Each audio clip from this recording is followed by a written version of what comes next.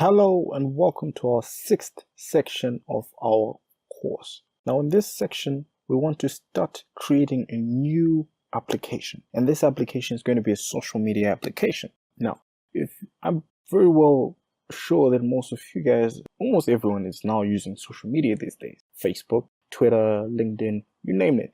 There's a lot of social media applications out there that it's something that's cool and something that you should also want to understand how it actually works. So in this first video, we want to start to get to understand the application that we want to start making, to want to set our goals as to what the application we want to make will actually do. So in this video, we'll set our goals, and that's just that. Great. So our application will need to do, this is actually what we need to do. We need to allow users to sign up and log in. So with every social media application out there, there's a facility for you to log in. There's a facility for you to sign up, that is actually register, or consequently log out. We need users to make posts.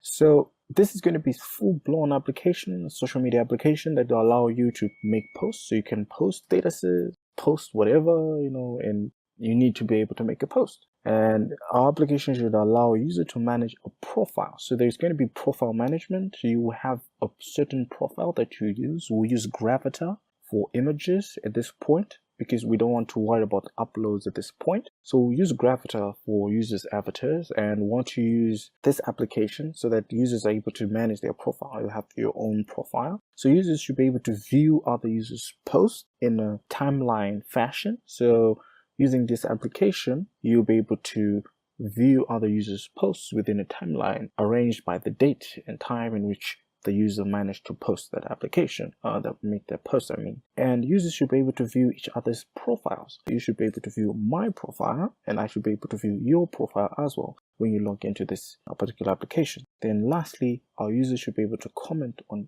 each other's posts. So we can post some posts, you can post some comments, you can have a conversation, full-blown conversation in the comments. So we're going to add commenting section on posts. This will mean that we'll look into how databases, into some different methods of relationships when it comes to databases.